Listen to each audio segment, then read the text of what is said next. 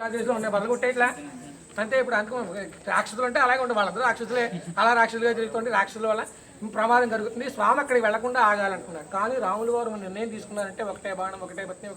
రాములు వారు నిర్ణయం తీసుకుంటే తిరిగి తీసుకోడు ఆయన. అందుకని ఎప్పుడు రాములు వారు నిర్ణయం ఇచ్చేసుకున్నాడు, ఇచ్చేద్దామని. రాముడి దగ్గరికి వెళ్ళి ఇవ్వద్దంటే ఆగదు.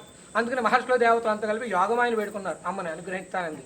ఒక సందర్భంలో రామచంద్రమూర్తి వారు ఒక సభను ఏర్పాటు చేస్తారు. మూర్తిని కూడా తీసుకొచ్చి సభలో పెట్టుకునేసరికి అప్పుడు ఆకాశవాణి అది రామచంద్రమూర్తి ఆ మూర్తి విభీషణుడికి ఇవ్వకుండా ఉన్న పూర్వమే ఈ శ్రీరంగాన్ని అనేటువంటి రాజుగారిలో ప్రవేశించింది యోగమాయ. ప్రవేశించి రంగనాథుని వేడుకుంది. రంగనాథాన్ని నేను నిరంతరం అర్చించుకునేలాగా నువ్వు నా రాజ్యంలో కొలు ఉండవయ్యా అని అనుగ్రహించమంటే ఆయన కూడా అత్యంతమైనటువంటి విష్ణు భక్త పరాయణ అవడం చేత ఆ రంగనాథ స్వామి వారు ఆయన్ని అనుగ్రహించారు. ఇది దైవికంగా జరిగింది. మనం రామావతారాన్ని మానుష రూపేణ తీసుకోవాలి. రాముతారంలో రామావతారంగా మహావిష్ణుమూర్తి మానుషుడిగానే జరిగించారు. ఇది రాముల వారికి తెలియలే. అందుకని విభీషణుని కాకేసి ఆయన చేతిలో పెట్టి పట్టుకెళ్ళి రంకలో పెట్టి పూజించుకో స్వామి నిన్ను అనుగ్రహించేస్తానన్నారు. ఆయన ఆనందంగా తీసుకెళ్తున్నాడు. సరిగ్గా కావేరీ తీరం ఇప్పుడు శ్రీరంగ క్షేత్రం దగ్గరికి వచ్చేసరికి సంధ్యా సమయం అవడం చేత ఆ మూర్తిని సంజవాచుకొద్దామని తీరం వద్ద నుంచి సంజవాచుకు వచ్చాడు విభీషణుడు.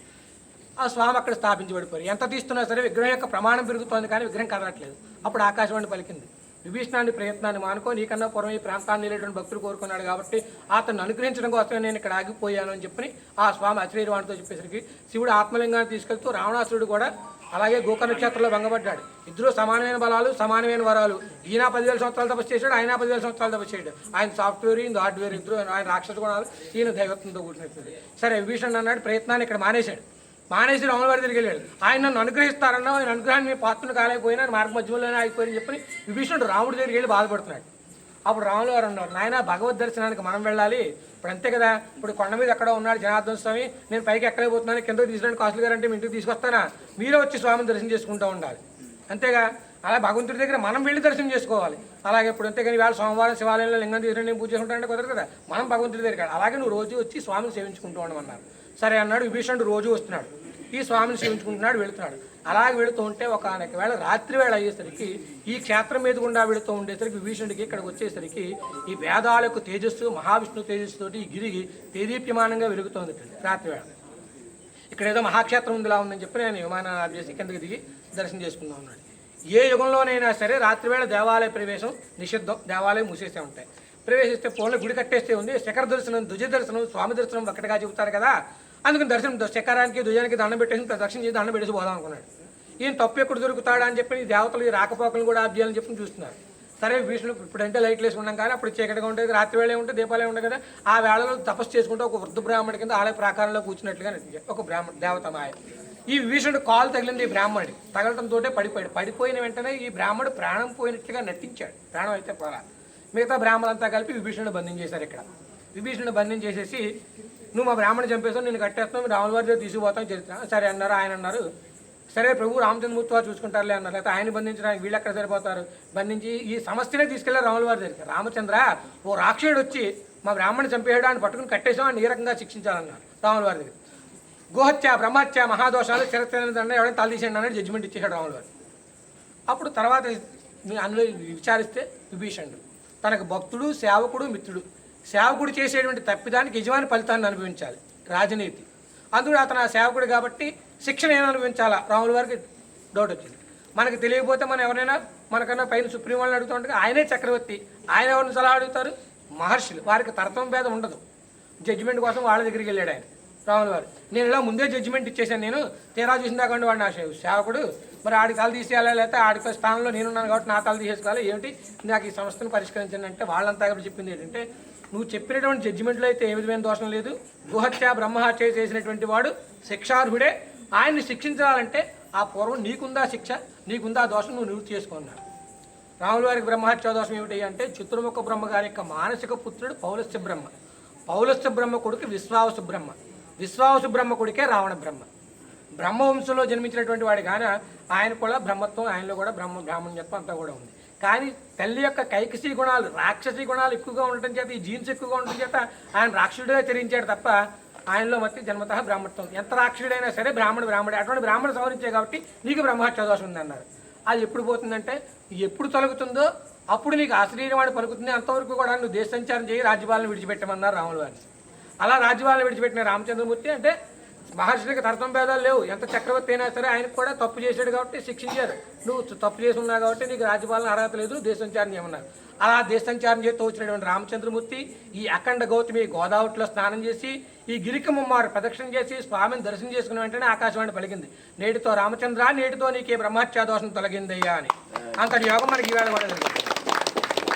అప్పుడైతే రామచంద్రమూర్తి వారు ఆశ్చర్యకులయ్యి, ఈ స్వామి యోగ నిద్రలో ఉన్నారు, ఈయనకు రక్షణగా నువ్వు ఉండు హనుమ అని చెప్పారు. పక్కనే ఉన్న ఆంజనేయుని ఆజ్ఞాపించారు రాములు వారు.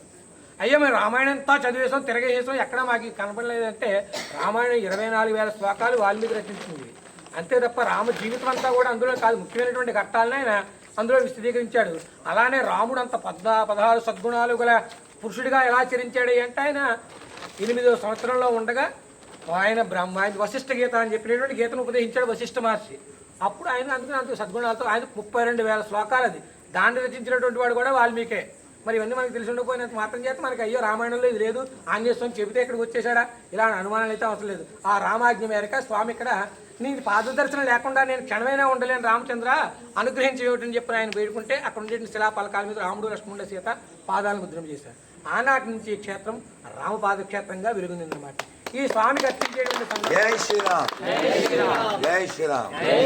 ఈ స్వామి అర్చనాది కైంకర్యాలని జరిపించేటువంటి సందర్భంలో ఈ స్వామిలో తేజస్సు వైష్ణవ తేజస్సు విష్ణు తేజస్సుతోటి నా తర్వాత ఋషిమానవులు తట్టుకోలేరని చెప్పని ఈయనలోంచి ఒక 8 కళలు విభజించాడు నారద మహర్షి. విభజించి ఒక్కొక్క కళని ఒక్కొక్క రకమైనటువంటి ముద్రలో ఒక్కొక్క రకమైన స్థితిలో ప్రవేశపెట్టుకుంటూ వెళ్ళాడు. ఆ 8 స్వామితో కలిపి నవజనార్దనాలు. ఈ నవజనార్దనాల్ని ఒక్క రోజులో భక్తుడు ఏ భక్తుడు అయితే దర్శనం చేసుకుంటాడో ఆ భక్తుడి గిహంలో అంటే ఈ శరీరంతో ఉండేటువంటి మనసులో ఏమైనా ఈప్సిదార కోరికలుంటే నెరవేరగా, గత జన్మతో కూడుకున్నటువంటి బ్రహ్మహత్య లాంటి మహాదోషాలుంటే తొలగిపోగా, పునః జన్మ అనేటువంటిది లేకుండా ఉండగలిగేటువంటిది మహామహిమాన్వితమైనటువంటిది ఈ స్వామి దర్శనం చేత ఆ స్వామి అనుగ్రహం ఇవాళ మీకు అందరికీ కలిగింది. కాబట్టి స్వామి రూపేణ ఆ స్వామిని దర్శించుకుని సేవించుకుని స్వామి అనుగ్రహాన్ని పొందండి. జై జనార్దన, జై జనార్దన, జై జనార్దన. విభీషణుడికి మరి శిక్ష కదా, ఆయనకి దేశ బహిష్కరణ దండం విధించాడు రామచంద్రమూర్తి, నువ్వు ఇంక ఇండియా రావద్దని. మరి స్వామి దర్శనం అన్నాడు. ఆ స్వామిని ఇక్కడి నుంచి ఈ వాటికి శ్రీరంగంలో ఉండేటువంటి రంగనాథ స్వామి వారి దృష్టి లంకకేసే చూస్తూ ఉంటుంది. ఆయన అక్కడి నుంచి సేవించుకుంటూ ఉంటాడు, ఈయన ఇక్కడి నుంచి అనుగ్రహిస్తూ ఉంటాడు. జయ జనార్దన్, జయ జనార్దన్. అయ్యా ఈ టైం నేను ఆలోచన చేశానా, ఇది చేశానా, తగ్గించేసానా, చేశానా తెలియదు. చాలా విషయం చెప్పారు. మీ పేరేమన్నారు? సుదర్శనం. ఇంటి పేరు వెంకట సత్యనారాయణ. వారి పేరు సుదర్శనం. వారికి జ్ఞానం ఉందనడానికి ఇదే నిదర్శనం. ఇప్పటిదాకా వారు చేసిన ఈ జ్ఞాన ప్రదర్శనం ఆ స్వామి అనుగ్రహించి 18 పురాణాలు కూడా ఒకసారి చదువుకోవడం జరిగింది. సుదర్శనం ఆ స్వామి అనుగ్రహించి 18 పురాణాలు కూడా చదివే స్వామి అనుగ్రహం చేస్తారు. ఒక్క నిమిషం ఒంట్లో ఓపిక లేదు, రెస్ట్లెస్, మనమే రెక్లెస్. జయ జనార్దన కృష్ణ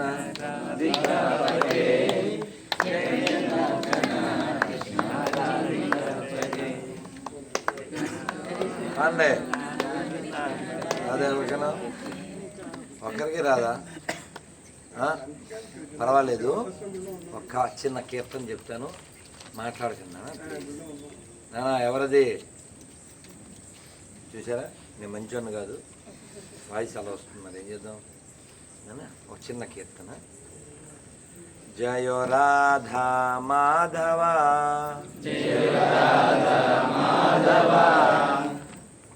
నేను అది కట్ చేసి మళ్ళీ తీస్తున్నా రెండోసారి. జయో రాధా మాధవ, జయ కుంజ విహారీ, గోపీ జన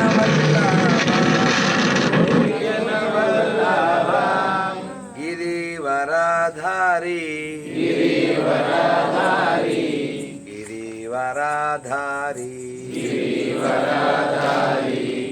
యశోదనందన, రజ జన రంజన, యశోదనందన, రజ జన రంజన, యమున తీరా వనచారి, యమున తీరా వనచారి, జయ రాధా మాధవ, జయ కుంజ విహారీ, హరే కృష్ణ కృష్ణ కృష్ణ హరే హరే హరే కృష్ణ కృష్ణ కృష్ణ హరే హరే హరే రామ రామ రామ హరే హరే హరే రామ రామ రామ హరే హరే హరే కృష్ణ కృష్ణ కృష్ణ హరే హరే హరే కృష్ణ కృష్ణ కృష్ణ హరే హరే హరే రామ రామ రామ హరే హరే హరే రామ హరే రాధా గోవింద రాధా గోవింద రాధా గోవింద రాధా గోవింద రాధా గోపీనాథ రాధా గోపీనాథ రాధా గోపీనాథ రాధా గోపీనాథ రాధా దామోదర రాధా దామోదర రాధా దామోదర రాధా దామోదర కృష్ణ బలరాం జయ కృష్ణ బలరాం కృష్ణ బలరాం జయ కృష్ణ బలరాం కృష్ణ బలరాం జయ బృందావన కృష్ణ బలరాం జయ బృందావన జయ జగన్నాథ్ జయ జగన్నాథ్ జై జగన్నాథ్ జై జగన్నాథ్ జై బలదేవ జయ సుభద్రా జై బలదేవ జై సుభద్ర జై బలభద్ర జయ సుభద్ర జై బలభద్ర జై సుభద్ర జయ సుభద్ర జయ సుదర్శన జై సుభద్ర జై సుదర్శన శ్రీనివాస గోవింద వెంకటేశ గోవింద శ్రీనివాస గోవింద వెంకటేశ గోవింద శ్రీనివాస రక్షమాం వెంకటేశ పాహిమా శ్రీనివాస రక్షమాం వెంకటేశ పాహిమాం శ్రీనివాస రక్షమాం వెంకటేశ పాహిమా శ్రీనివాస రక్షమాం వెంకటేశ పాహిమాం बोलो सीतारामचंद्रमूर्ति भगवान की जय। लक्ष्मी जनार्दन स्वामी भगवान की जय। गरुडाल वार की जय। గోవిందా గోవింద నన్ను మనం అంతా అదృష్టవంతులు అని నేను అనుకుంటున్నాను. అలా ఎంతమంది అనుకుంటున్నారు చేస్తుంది. ఎందుకు అదృష్టవంతులు ఒక్క రీజను వాడు చెప్తాడు. చేతనా ఎత్తలేదు. Why how you are fortunate. Let's raise your voice. ఎవరు చెప్తారు? హిందువుగా మనం భారతదేశంలో పుట్టినందుకు మనం అదృష్టవంతులు. నువ్వు చెప్పమ్మా, ఎందుకు మనం అదృష్టవంతులు? అంటే ఆ దేవుడు ఎప్పుడు ఆ నామం చదువుకోవడానికి ఆ దర్శనం చేసుకోవడానికి అదృష్టవంతులమండి. Any other mother? ఇది వ్యాధభూమి అంటే కర్మభూమి ప్రేమిస్తాం, ప్రకృతి ప్రేమిస్తాం కాబట్టి మనం పుణ్యస్మరణ. మనకి ఎన్ని రీజన్స్ అయినా చెప్పచ్చు. మనం అదృష్టవంతులు అనడానికి గోదావరి తల్లి పక్కన పుట్టడం, గోదావరి తల్లి దగ్గర ఉండడం, ఇలా నారద ప్రతిష్ఠ జరిగినటువంటి కృతయుగ జనార్దన స్వామి దర్శనం చేయడం, ఇలాంటి పెద్దల నుంచి వినడం, ఇదంతా భాగ్యం కదా. అందుకనే భారత భూమితో హోయిలే మనుష్య జన్మయార జన్మ సార్థకరి కరపరోపకార అన్నారు. ఎవరు? చైతన్య మహాప్రభు. ఆయన ఒక 600 ఏళ్ల క్రితం ఇక్కడికి వచ్చారు, కొవ్వూరు. వారు నడుచుకుంటూ జగన్నాథపురి నుంచి ఇక్కడికి వచ్చారు. అలా వచ్చి పుష్కరాల్లో 12 రోజులు ఉన్నారు. ఆ ఉన్నప్పుడు రామానందరాయ్ అని ఇక్కడి నుంచి అంటే ఒరిస్సా నుంచి చెన్నై దాకా రాజ్యం అప్పట్లో. దానికి సీఎం అనుకోండి, దాని పేరు ప్రావిడెన్స్ ఏదో అనేవారు, ప్రావిన్స్. యా. సో ఆయన్ని చైతన్య మహాప్రభు క్వశ్చన్లు అడిగారు.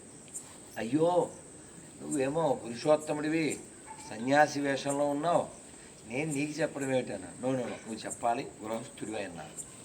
అని చైతన్య మహాప్రభు ప్రశ్నలు అడగడం, ఆయన సమాధానం చెప్పడం. ఆ స్థలం కొవ్వూరులో గౌడీ మఠం. అక్కడ 2 చేతుల్లో కమలాలు పట్టుకుని రాధారాణి, నల్లగా కృష్ణుడు, ఆ పక్కన Chaitanya Mahaprabhu.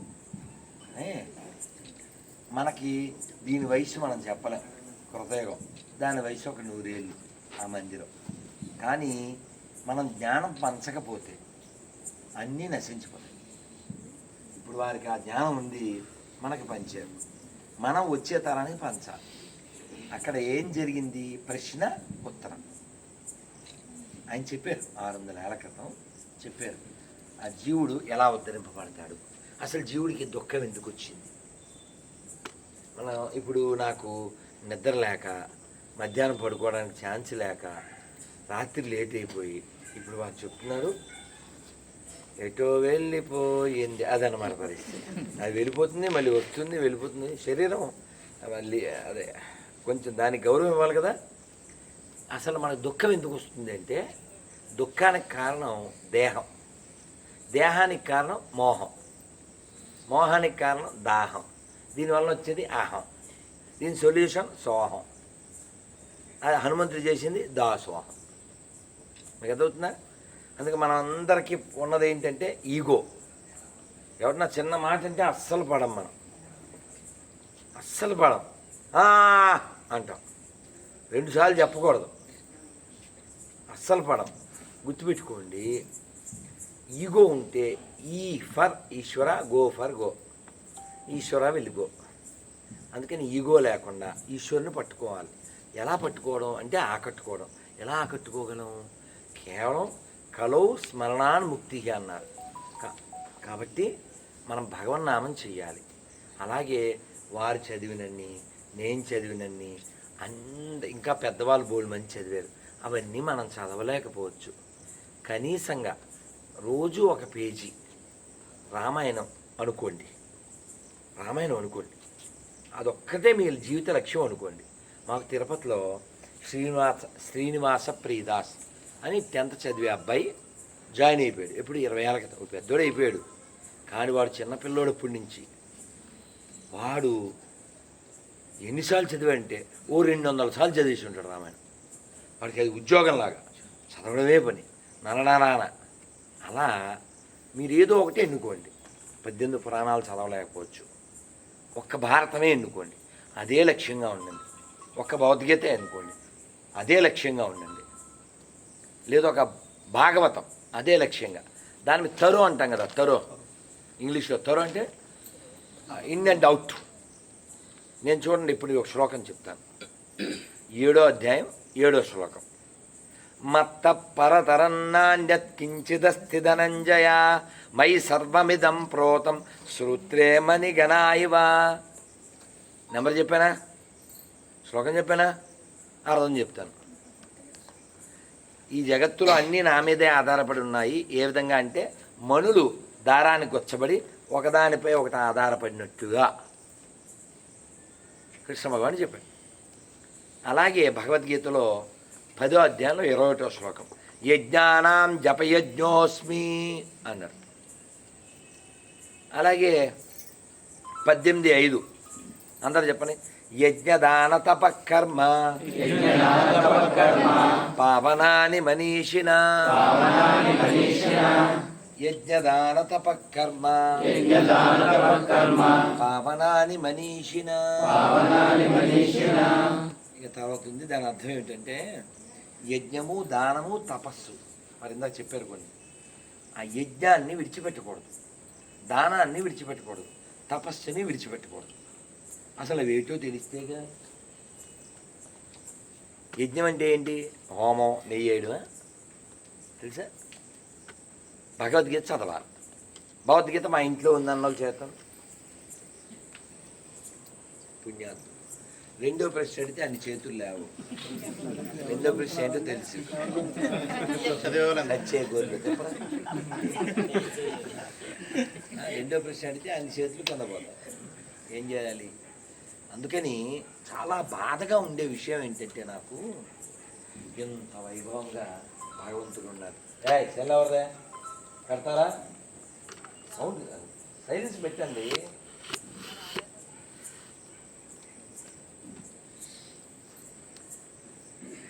Cell should not create hell by making every minute 1 bell.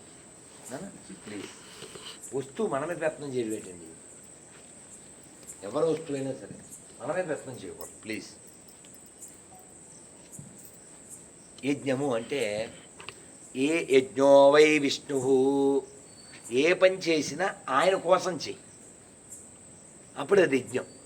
మన ఉదాహరణ, మనం తింటాం కదా, ఇక్కడ పానీపూరి ఎంతమంది తింటారు? ఇప్పుడు నేను చెప్పాక తింటారండి.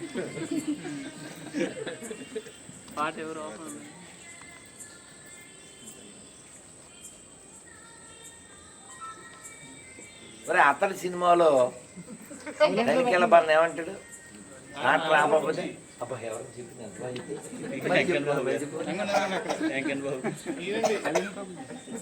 ఎంత బాగా చెప్పు ఆపన్నానా. సో విషయం పక్కపోతుంది కదా. యజ్ఞో వై విష్ణువు, ఏ పని చేసినా విష్ణువు యొక్క ప్రీతి కోసం చేయండి. మీరు పానీపూరి తిన్నారనుకోండి, దేని తింటారంటే అది కనబడింది మసాలా రసాలా అని ఆడేస్తాడు. ఎందుకంటే మన ఆడపిల్లల్ని ఎత్తుకెళ్ళేవాడు ఎవడో మరక, వాడి దృష్టిలో నువ్వు సాలా, ఆడేసేది masala. I'm talking about yagnashala. మీకు ఏది కావాలి, సాలా, మసాలా, యజ్ఞశాల. మన పూర్వీకులు చాలా గొప్పోళ్ళు, వాళ్ళ వారసులు కాబట్టి మనం కూడా గొప్పగా ఉండాలి. కానీ చాలా దిగజారిపోయాం. నాకు ఎంత అంటే ఓపిక లేదు, కానీ ఎంత సంతోషంగానూ ఉంది. అయ్యో గోదావరమ్మ దగ్గర ఎంత వైభవంగా ఉంది. సూర్యబాబు గుర్తుపెట్టుకో, ఓసారి పవన్ కళ్యాణ్ ఇక్కడ తీసుకురావాలి. ఎక్కడికి? ఇక్కడికి ఇక్కడికి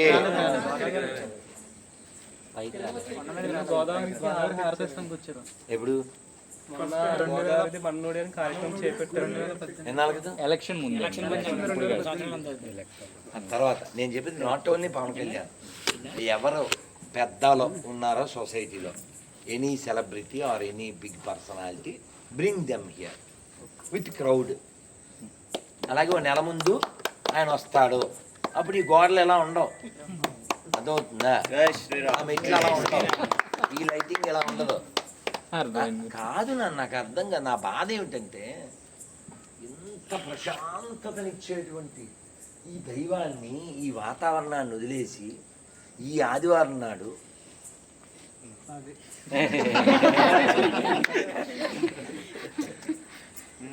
ఇప్పుడు కారులో వస్తున్నాను కారులో వస్తున్నాను, ఎవరో గుడివాడ అతను ఫోన్ చేశాడు.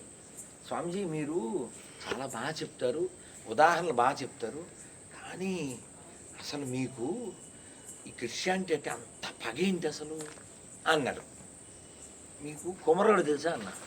కుమ్మరోడు ఏం చేస్తాడు అన్న? కొండని టిక్కు టిక్కు టిక్కు టిక్కు టిక్కు అని ఎంత కొట్టాలో అంత స్పీడ్లోనే కొడతాడు. మరి కమ్మరోడు శానం పెట్టి ఫ్యాట్ అంతే మొక్కిడిపోవాలి. అదే మన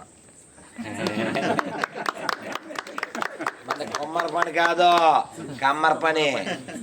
మొన్నే 5 రోజుల క్రితం గట్టిగా, ఇవాళ 11 5వ తారీఖు సాయంత్రం సూరిబాబు నేను రైలు 3లో కూర్చున్నాం, 2లోంచి వెళ్ళిపోయింది. 3లో కూర్చుంటే 3 పాడైపోద్దని మళ్ళీ 2లోకి వచ్చాం. ఇంకో ట్రైన్కి ట్రై చేశాడు. ఈ లోపల నేను అలా ఇప్పుడు నేను నాకున్న లక్షణం ఏంటి? ఇవ్వడం. ఇంకోటి ఏంటి? నవ్వడం. వినకపోతే తావడం. అలా వచ్చారు, కార్డు ఇస్తున్నాను, కార్డు రైలు వెళ్ళిపోయింది కదా, కొంచెం అప్సెట్లో ఉన్నాను.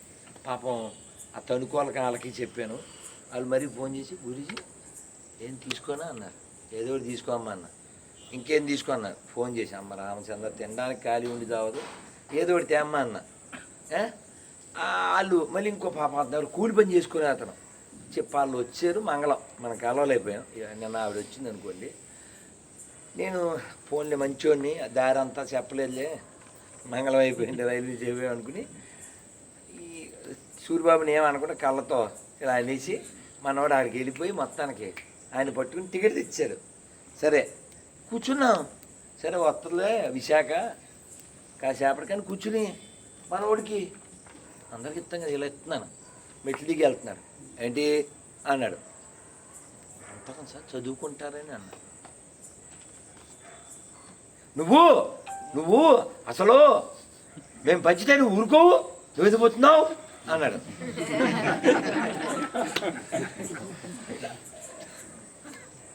క్రైస్తవుల మధ్య నువ్వు ఆపుతావు, మాట్లాడతావు, నువ్వు ఎందుకు పోతున్నావు అన్నాడు. నేను అన్నాను, అమ్మా నేను అన్నాను ఎందుకు పొందుతున్నావు అంటే ఇది హిందూ దేశం అన్నాను. అంటే ఇది హిందూ దేశం అందుకని పంచుతున్నాను అన్నాను. అంటే వెంటనే ఏం చెప్పాలి దొరక, ఎక్కడన్నా రాస్తుందా అన్నాడు. ఉంది. ఎక్కడుంది అన్నాడు. చెప్పనా? మీ నాన్న పేరు ఏంటి అన్న. అలా అనేసరికి బ్రహ్మాస్త్రం కదా అది. నేను బాగా ఆలోచించి ఎలా ఇప్పుడు ఆడు చూడండి, అది సినిమాలో ఉంది, నరకడం మొదలెడితే ఏ మొక్క ఎవడదో తెలుసుకోవడానికి అక్కడ వారం పడతాయి, మన దగ్గర నెల పడతాయి. అసలు వాడు దొరకడం ఎన్ని సంవత్సరాలైనా. మీ నాన్న పేరు ఏంటి అన్న అని అన్నాక ఆడి ఆన్సర్ ఉండదుగా. క్రైస్తవం cancer, no answer, they get only sponsor, that's why they are moving on the lancer. వాడు అలా వెళ్ళిపోతున్నాడు. మరి మనకు ఆల్రెడీ మంట మీద ఉన్నాగా, నా బొక్కడా బైబిల్, నాన్న పేరు కూడా చెప్పుకోలేరు బొక్కలో అని చాలా గౌరవంగా ఇలా అనేసాను. అదంతా వీడియోలో ఉంది. ఆ ముక్క మాత్రం సూర్యబాబు తీసాడు. చాలా వేడివేడి వీడియో అనమాట. అలా పెట్టాను అంతే. 10,000 మంది చూసారు. 3 రోజుల్లో 37,000 మంది. రే దత్తు ఈ లోపల ఎత్తికి ఎక్కడుందో సో 38 సెకండ్లు అంతే. నేను అలా ముందుకెళ్ళాక మేము మీ బాబు పేరు ఉందా అన్నాడు. ఉందే మా నాన్న పేరు సత్యనారాయణ. మీ నాన్న పేరు చెప్పాను అంతే. స్టాలిన్లో సాంగ్ తెలుసుగా, పరారే తోలు తీసేస్తాను ఏదో బోకడా బైబిల్ అన్నారంటే అలా అన్నానని ఇప్పుడు నా మీద కేసు పెట్టారు.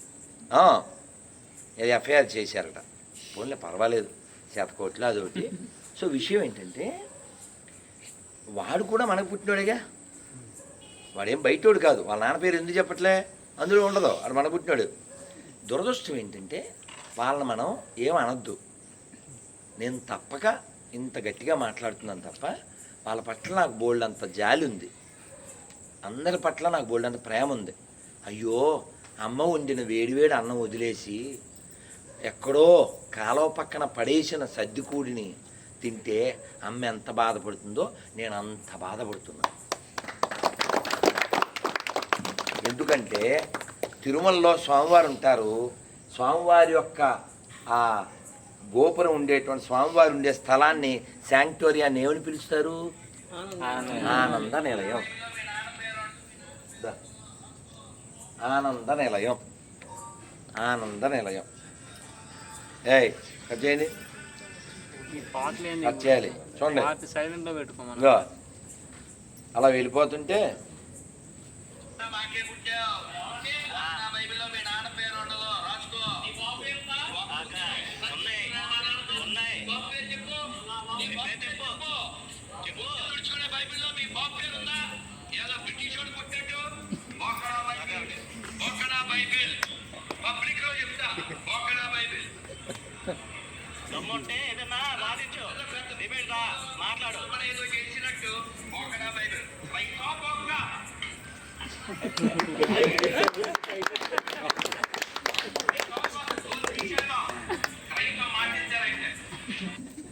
ఎంత గౌరవంగా చెప్పా.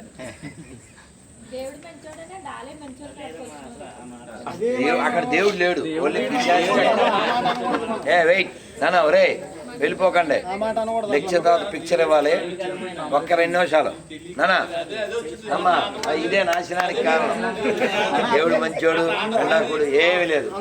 ఇప్పుడు మీ నాన్న పేరు ఏంటమ్మా? మనందరికి ఆయనే నాయన, ఆయన ఆదినారాయణ. మీ నాన్న పేరు చెప్పావుగా సార్? మీ నాన్నగారు పేరు సార్ రాధాకృష్ణ.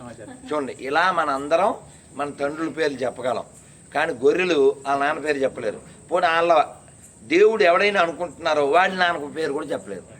అంటే వాళ్ళు దేవుడు అనుకునేవాడికి నాన్నలేడు, వీడికి నాన్నలేడు. ఎవడికి పుట్టాడా?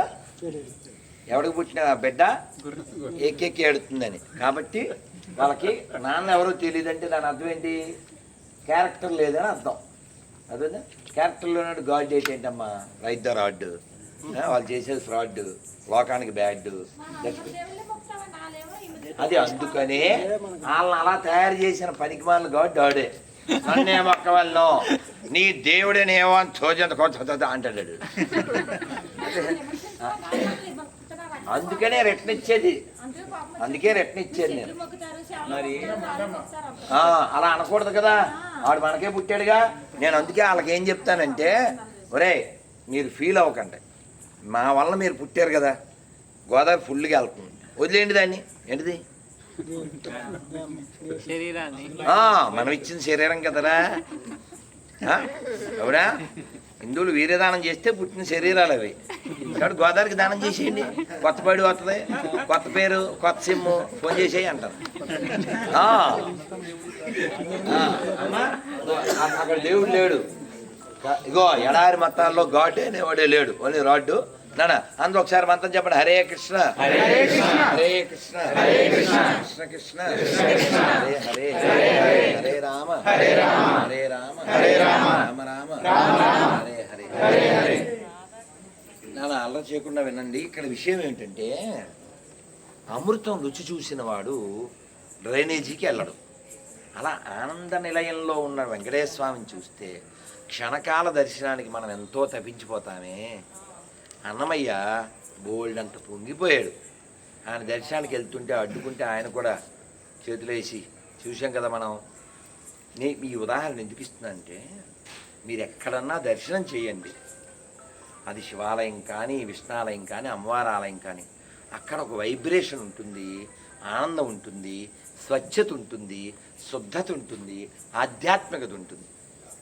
ఇప్పుడు ఈ గుడి కానీ ఏ గుడికన్నా వెళ్ళండి, 1000 గుళ్ళల్లో 999 గుళ్ళల్లో ఎక్కడా రక్తపాతం ఉండదు. అన్ని గుళ్ళు వెజ్జే. అవునా? మరి వెజిటేరియన్ ఒక్క చర్చి చూపించమను, ఒక్క మసీద్ చూపించమను, రక్తపాతం లేకుండా ఒక పండుగ చూపించమను. మనం 26 క్వశ్చన్లు ఇస్తాం కదా, 26 క్వశ్చన్లో అడుగుతుంటాం. కాబట్టి ప్రపంచంలో జంతు హింసను పెంచేటువంటి, క్రైమ్ రేట్ని పెంచేటువంటి, కుటుంబ వ్యవస్థను చీల్చేటువంటి, దేశాలని ముక్కలు చేసేటువంటి, ఇతర మతస్థులను చంపేటువంటి పనికిమాలిన ఎడారి మతాలు భూమికే భారం. అటువంటిది ఈ భారత భూమికి ఇంకెంత భారం. ఇక్కడ అమృతం ఉంది. మనం అందరినీ వేదం అమృతస్య పుత్ర అని చెప్తుంది ఉపనిషత్తు. ఆనందమయోభ్యాసాత్ అంటుంది. మనంతా ఆనందం పొందడానికి వీఆర్ మెంట్ ఫర్ ఇట్. కానీ ఆనందం పొందకుండా దుఃఖం పొందుతున్నాం. మొన్న ఎక్కడది క్యాబ్లో వెళ్తున్నాం హైదరాబాద్లో. అతను నా ఫ్యాను, గురువుగారండి మాది విజయవాడ, పెద్ద గొర్రెల నా వ్యాపారం అంతా దెబ్బతిని ఇక్కడికి వచ్చి క్యాబ్ నడుపుకుంటున్నాను అవన్నీ చెప్పి షో షో షో అర్థమైతే గమ్ముంటున్నారు. సో ఏదో గుడి కట్టారు అందుకని నువ్వు అలాగ అనకూడదుగా. సో అర్థమైనవాడికి అర్థమైనంత. సో నేను ఇక్కడికి వచ్చి చేసుకుంటున్నాను, నాన్న ప్లీజ్ ఇలా కష్టాలు వచ్చినాయని మా ఎదురింటి ఆవిడ వాళ్ళ క్యాస్టే, కానీ అది గొర్రె అయిపోయింది, నాకు 50,000 వేసి నువ్వు దేవుని వద్దకు వచ్చి కన్నీటితో ప్రార్థన చేయము, నీ కష్టములని తొలగి అని చెప్పిందట. చెప్తే ఈయన అన్నాడు, మా అమ్మ నాన్న దీపం పెట్టడం నేర్పించారు, మీ మతం పాపం అంద కోపం, నేను అందులోకి రాను, నా వచ్చే కోపం మీకు ఇచ్చేస్తాను శాపం, నువ్వు వేగి నాకు దోపం అని ఆవిడ డబ్బులు ఆవిడకి ఇచ్చేసేసి క్యాబ్ తోలుకుంటున్నాడు. ఎందుకని? ఆయనకి స్వాభిమానం ఉంది. గుర్తుపెట్టుకోండి, ఏ జాతి అయినా నశించేది ఎప్పుడంటే స్వాభిమానం చచ్చిపోయినప్పుడు. స్వాభిమానం అంటే మీ అమ్మని ఏమన్నా అంటే ఊరుకుంటారా, మీ నాన్న ఏమన్నా అంటే ఊరుకుంటారా? చచ్చిన నాన్న ఊరుకోమను. అలాంటిది నేను వాయిస్ మెసేజ్లో మీ నాన్న పేరు గుర్తొచ్చిన వెంటనే ఫోన్ చేయంట. ఇది ఎంత అవమానం అంటే ఇది. నాన్న పేరు గుర్తు రావడం ఏంట్రా దారుణంగాను. ఆడు రాడు, ఫోన్ చేయడాడు. నువ్వు నేను అన్నాను సరే, వెంటనే ఫోన్ చేద్దాను, వేసుకోవాలంటే ఆడు ఫోన్ చేస్తే నేను నమస్కారం మీ నాన్నగారి పేరు ఏంటంటాను చెప్పాలి. చెప్తే ఏమవుద్ది? దొరుకుతాడు.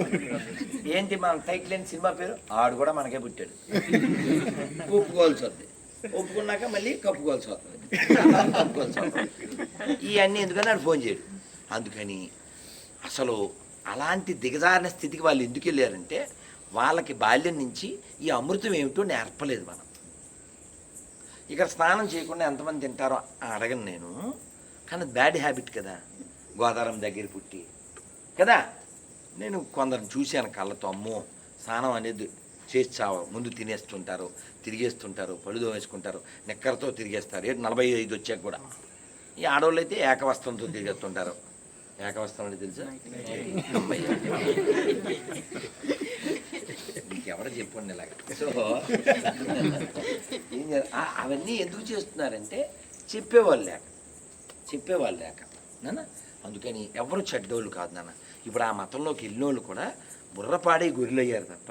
ఈ పొద్దున్న నేను వెళ్తున్నాను, రాజమండ్రి వెళ్తున్నా దవడేశ్వరి నుంచి, బండి ఆటోలో కనబడతాం కదా, వెనకాల ఫాలో అయిపోయాడు పిల్లడు. ఏదో కూలిపోనో పెయింటింగో అంట. గురుగారు నేను మేము పిచ్చ ఫ్యాన్ సార్ అన్నాడు. ఏదో ఫ్యాన్ సార్, టైం లేదు మాకు ఇక్కడ ఫ్యాన్ కూడా లేదు. వాడికి ప్రసాదం ఇచ్చి ఏదో దండ వేసి వెళ్ళు, మళ్ళీ సాయంత్రం అన్న మరి వచ్చి వెళ్ళు హరి ఆ పిల్లడు. అలా మళ్ళీ కొంచెం ముందు వెళ్ళాడు. ట్రాఫిక్ బాగుంది, ఎవరో బండి మీద వెళ్తా గొర్రెలు చూసి వెళ్ళిపోయి మళ్ళీ వెనక వచ్చాడు. సార్ మీ వీడియోలు చూస్తుంటాను సార్ అన్నాడు. అది వెనకాల అమ్మాయి ఉంది, వాళ్ళ ఆవిడ ఎవరో బొట్టు లేదు, గొర్రె అర్థమైంది. నేను వెంటనే కార్డు ఇచ్చి ఏం పేరు నాన్న అన్న. ఋషి. నేను ఫుల్ ఖుషి. అమ్మ నీ పేరు అన్న. వెంకటలక్ష్మి. చెప్పానా నన్ను మంచిదానివిదా, చూడమ్మా మనం అంతా గోదావరి పక్కన, గోదావరి తల్లి పుణ్యమాని ఇక్కడ పుట్టి నువ్వు బైబిల్ని ఎందుకు వ్యతిరేకిస్తానంటే ఈ చర్చికి వెళ్ళిన వాళ్ళు మాత్రమే పరలోకానికి వెళ్తారు, మిగిలిన వాళ్ళు అంతా నరకానికి వెళ్తా అంటారు అని మీ తాత ముత్తాతలు ఎదవలా? ఎంత గొప్పోళ్ళు పుట్టిన నేలలో పుట్టాం, అందుకని వ్యతిరేకిస్తాను. ఇదిగో దీంట్లో ఆ క్వశ్చన్లు ఉన్నాయి, అందులో నెంబర్ ఉంది, మనం మాట్లాడుకుందాం అని ఇచ్చేసాను. అలా నిన్న ఆత్మూరు నుంచి 6 వచ్చారు. గురుగారిని మా ఊళ్ళో పాస్టర్ మీకు పెద్ద ఫ్యాన్ అండి అన్నాడు. ఫ్యాన్ అయితే ఏసీ కూడా. మొన్న ఒక ఆయన నిన్న సభకి విజయ్ గారిని ఒక ఆయన వచ్చారు. 30 ఏళ్ళ నుంచి ఆయన గొర్రె, 30 ఏళ్ళ గొర్రె. చిన్నప్పుడు తెలవక అందులోకి వెళ్ళిపోయారు ఏదో మొత్తానికి. అలాగే మొన్న 35 ఏళ్ళ గొర్రె ఆయన సెల్లో అదే ఉంటుంది, 35 ఏళ్ళ గొర్రె ఉంటుంది సెల్లో అంటే పేరు సేవ్. అలాగే ఆయనకి ఫోన్ చేశా, ఆయన ఫోన్ చేశాడు, సేవ్ చేసుకున్నా. ఓ ఇంటర్వ్యూ మధ్యలో ఫోన్ చేశాను, ఏమంటే మీరు 35 ఏళ్ళు గొర్రె కదా, బోళ్ళు వెనక మొత్తారు కదా, పాస్టర్ 2 చర్చిలు కదా అంటే ఆ అబద్ధ బోధ చేయలేనండి అన్నాడు. 2 చర్చిలు ఉన్నాయి. అలాగే ఇంకో పాస్టర్ ఫోన్ చేశాడు, ఎక్కడి నుంచి, కాకినాడ నుంచి. వాళ్ళ మామగారు కట్నం కింద 2 చర్చిలు ఇచ్చాడంట. నీకు దశంభాగాలు వస్తాయని. అతను నా వీడియోలు చూసి వదిలేసాడంట. ఏం నాన్న అంటే ఏదో దరిద్రం అండి, అబద్ధాలు చెప్పాలి, అన్నాలు చెప్పాలి. ఇప్పుడు మా ఆవిడ చక్కగా మీ వీడియోలు చూసి మేము ఇంటికి వచ్చాం, మా ఆవిడ చక్కగా పూజ చేసుకుంటుంది, గుమ్మానికి పసుపు రాసుకుంటుంది, మొఖాన్ని బుక్ 15 ఏళ్ళు అందులో ఉన్నాను, ఎప్పుడు చూడు మొఖాన గొడ్డ, బతుకంతా ఎర్రగడ్డ అని అర్థం చేసుకున్నాను. ఏసు గొర్రె బిడ్డ. సో అందుకని మనం ఎక్స్ప్లెయిన్ చేస్తే ఆ ఎక్స్ప్లాయిడ్ అయిన వాళ్ళు కూడా వెనక్కి వస్తారు. అలా చెయ్యాలంటే మన దగ్గర కంటెంటు కరెంట్ ఉండాలి.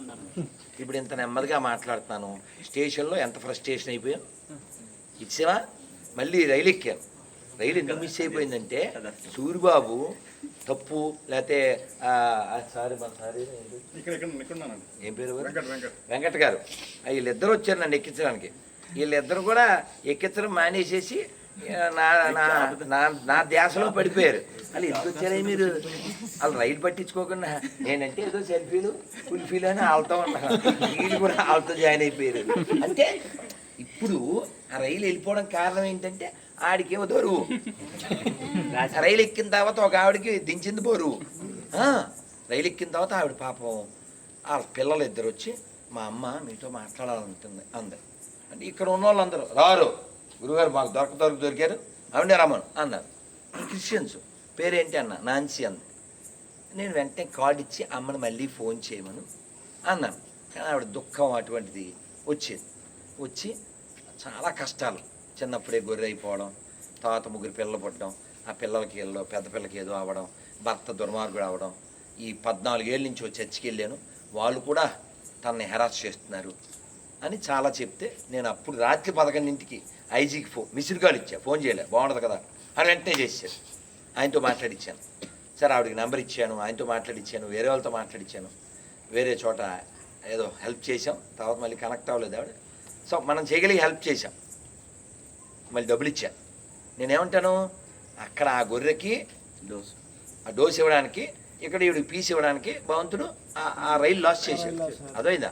ప్రతిదానికి ఒక కాజు ఉంటుంది, నిన్న పిల్లల్ని తీసుకొచ్చి వాళ్ళ అమ్మ షీజ్ వెరీ యాంగ్రీ, ఎవరన్నా తిడితే అన్నీ పడద్దే, ఒక్క గుద్దుది ఇంకెవడ రాడు, అందరినీ కొడేస్తుంది. ఇది 9 ఏళ్ళు అంట దానికి.